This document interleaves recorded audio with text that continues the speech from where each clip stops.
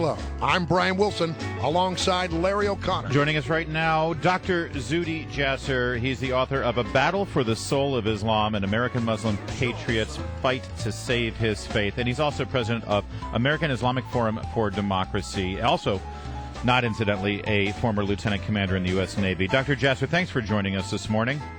Oh, it's great to be with you. Thanks for having me back. Well, what a horrible week it was last week for the world and, frankly, for, I would think, for members of the Islamic faith, seeing the disgusting execution of James Foley in the name of that religion. I know that you are very outspoken about these violent acts being done in the name of Islam. Are there anyone else? Is there anyone else out there making hay about this?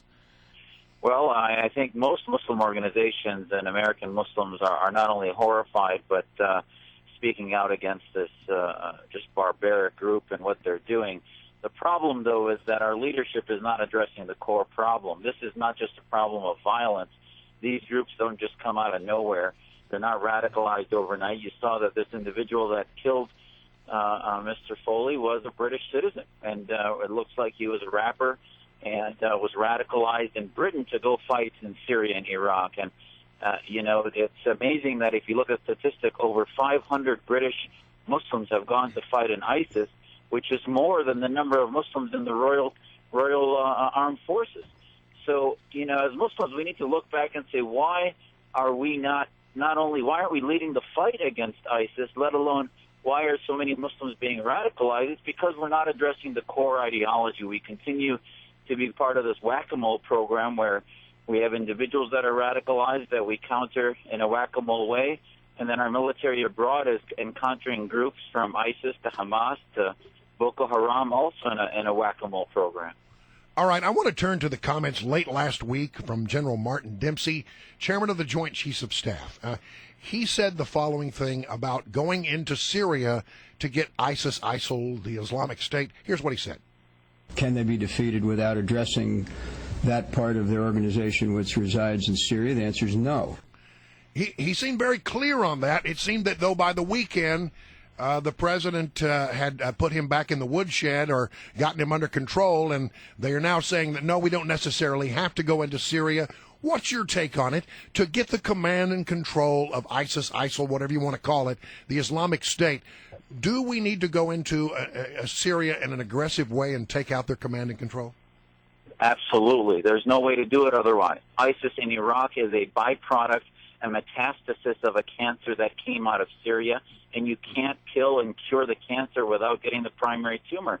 And we said from a year ago when President Obama was talking about going into Syria in August, that after the chemical weapons, that this is a problem that's a regional battle. It's not a civil war. You have Iran and Russia fueling the Assad regime, and that ultimately General Keane has written in the Wall Street Journal that it's not a surprise that Assad has left ISIS strongholds alone in northeastern Syria while he has pummeled and massacred the moderates in Syria, which has radicalized the Syrian population. I told Congress 2 years ago that if we don't go into Syria, this was before Al-Qaeda and Jabhat al-Nusra and ISIS was even much of on the radar in early 2012, that ultimately if we don't do that, the Syrian population will be radicalized. And sure, you're not going to get rid of ISIS unless you bomb them in Syria and get rid of them there. But also, unless we have an operation against Assad, they're two sides of the same coin.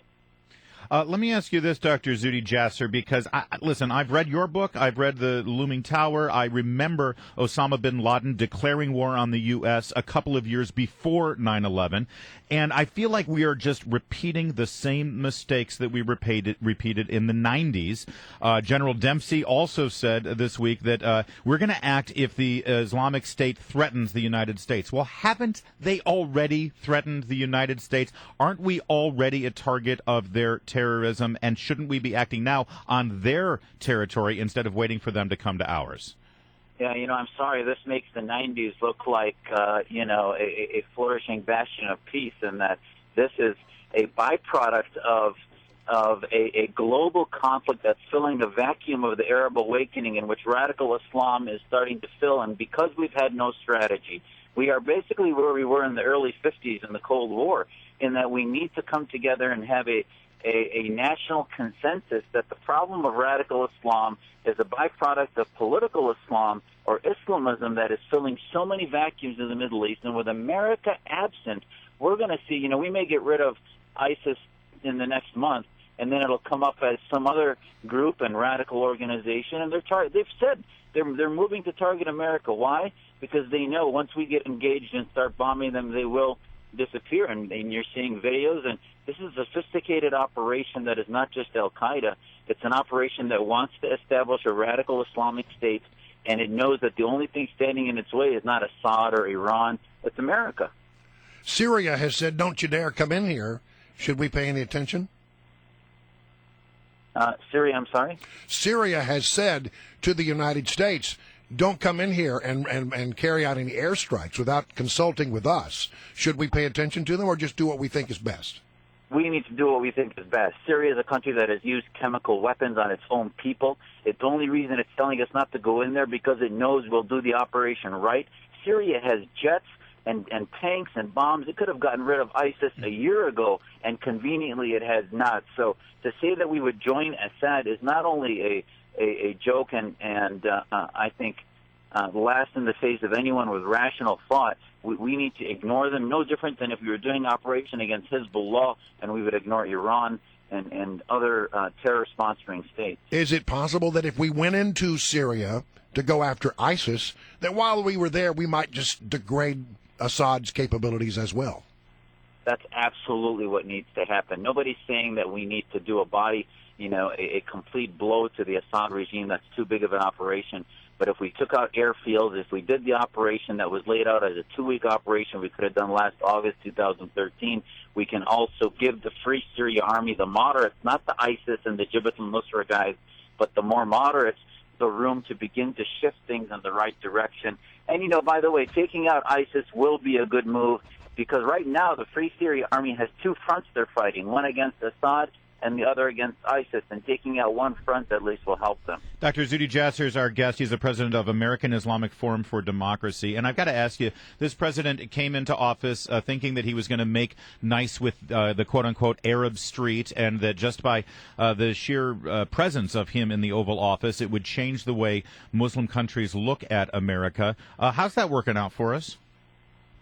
Yeah, it's I can tell you, talking to family who are dodging bombs and living hand to mouth in Aleppo and Damascus, it's not working well at all. The Egyptians saw us take both sides, making this narrative that somehow there's only 2 sides in Egypt, when in fact the people protested both Mubarak and then the theocrats of the Brotherhood and 10 times more people against it. And they've seen us not take the sides of the real street, which are the liberals that want economic freedom, want social freedom, want religious freedom, and we've not taken their side. So they still see us sort of, genuflecting to their old dictators and the monarchs of Saudi Arabia and Qatar, and who are funding the people that they're trying to fight.